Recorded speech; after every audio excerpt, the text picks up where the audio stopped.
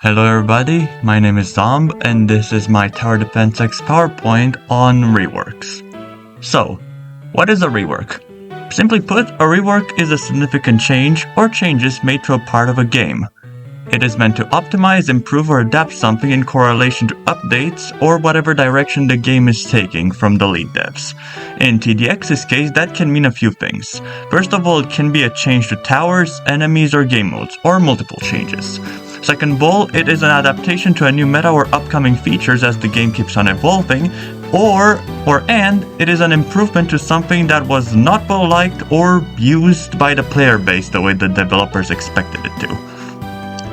A premier example of that is how recently the Elite Grenadier was outright replaced with a new enemy that throws a projectile which, instead of summoning, it applies a random buff.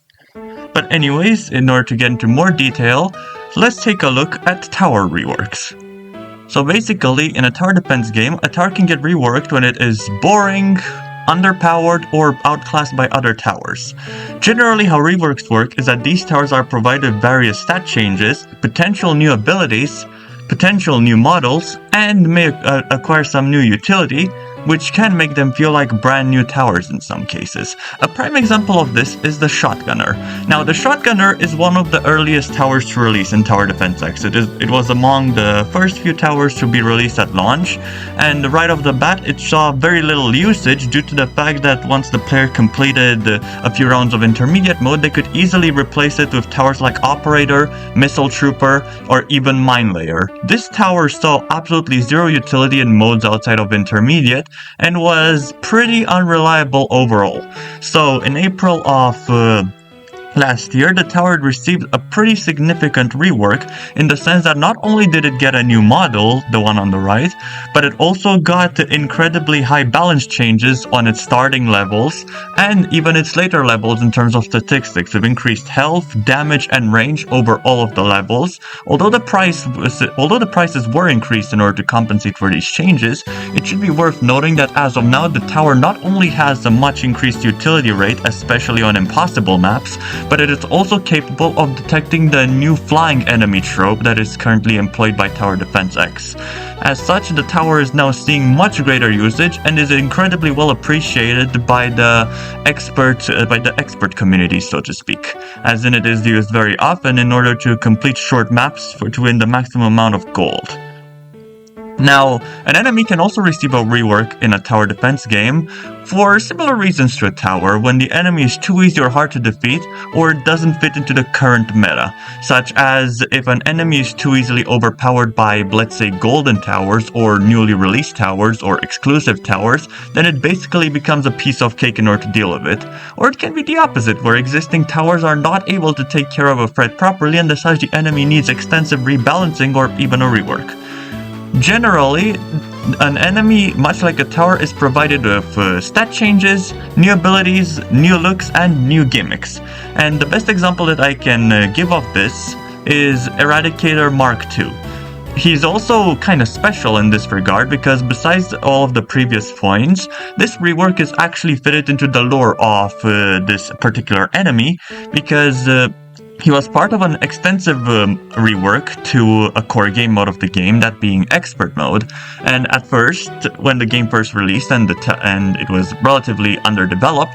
Eradicator Mark II was still a fearsome opponent, with his giant machine guns and rocket pods able to decimate hordes of towers, but as golden towers, event towers, and other towers received various rebalances, this guy quickly became irrelevant. He became super easy to beat, super easy to speedrun, and even beatable on every single impossible map thanks to the overpowered ice towers. And as such, he received some pretty extensive rebalancing. If we look at his initial rebalances before his rework 2 months ago, he was pretty tough for his time back in 2023, but unfortunately this meta no longer applied in 2024 and later 2025 due to all of the new tower releases. And as such, in the rebalance, not only did he get massive stat increases, but he also got the dynamic health points, which, as we can see, not only are more than 5 times what he used to have. He also got the new shield mechanic incorporated into his design,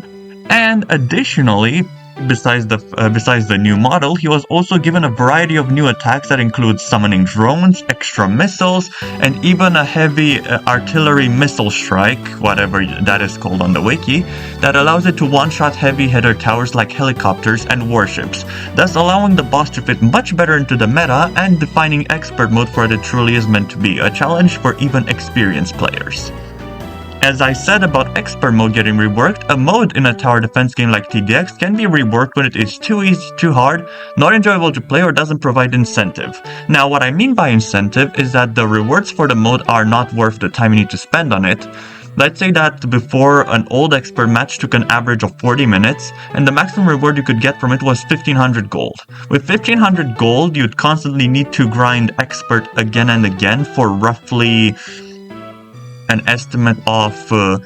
24 to 32 hours in order to be able to afford any sort of towers in order to progress the much more difficult endless mode. And it's even worse when scaled down to lower difficulty and lower rewards. A mode can also get reworked in order to be provided with, again, stat changes for various enemies, outright new enemies, change rewards, which are generally higher due to the increased difficulty, and consistency with lore and other modes. And a prime example of this is Expert mode and even Elite mode, which got reworked recently. The reworks to both of these modes added a variety of new enemies and mechanics, which are meant to both entertain players as well as allow them to make more varied playstyles to stray away from just spamming the strongest towers and instantly winning. While Elite is definitely a more extreme casual mode, where the player does not need to think too hard but they still need to be on their toes, Expert mode forces the player to be constantly focused and in charge of their towers and strategy if they want the best possible outcome. The new enemies provide extra gimmicks, such as regular enemies being able to attack your towers, buffing themselves extensively, as well as being able to attack from the earth and from the sky in a variety of different ways. Eradicator Mark II in the new Expert mode is just one example of one such boss being reworked in order to fit into this current meta of various tower mediums. There's also a variety of other bosses that are meant to compensate for all of the new overpowered towers in both Elite and Expert, with Elite having the King and the Queen to counter the overpowered golden towers, while Expert has a variety of counters for pretty much every single tower as of this point. Both modes also used to give very little money, but the rewards were significantly increased right now in order to encourage further playing and in order to make the grinding less tedious for newer players. Now, why do reworks matter in such games? Simply put, they can adapt an element of the game for the better in ways that we have already discussed. They can also incentivize players to step out of their normal routines and experiment, basically forcing players to think of more strategic solutions in order to beat the game and get the satisfaction of discovering new hidden combos in the game that do not feel overpowered,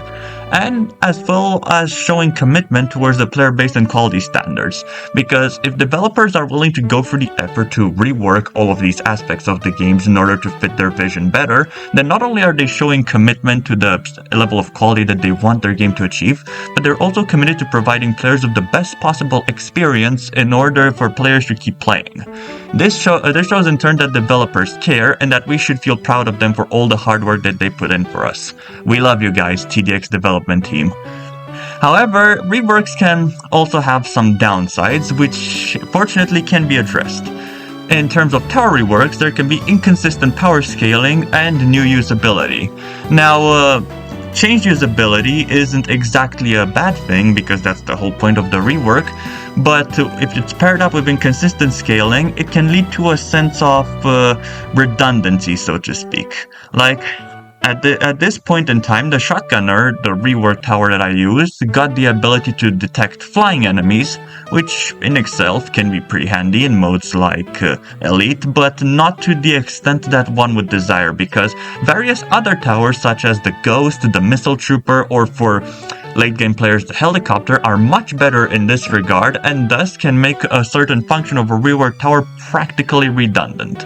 The same can be applied for Laser Gunner in Expert mode, because while he also has flight detection as well as better stats compared to the Shotgunner, there are easily other towers that can outclass it in terms of both DPS and in terms of detections. In terms of enemies rework, there can be similar inconsistencies as well as maladaptations to the meta. Reworking enemies is a little more delicate than reworking towers, because you have to be careful of them trying to fit into the meta a lot better and not falling prey to some hidden power abuse that the player can inflict upon them. And as well as the fact that reworked enemies tend to have higher stats compared to their unreworked counterparts, which can in turn lead to an inconsistency in power ramping in terms of the waves, and thus require a very thoughtful approach in order for it to feel both fair but also more challenging. And in terms of the modes, to put it in 2 words, the gap.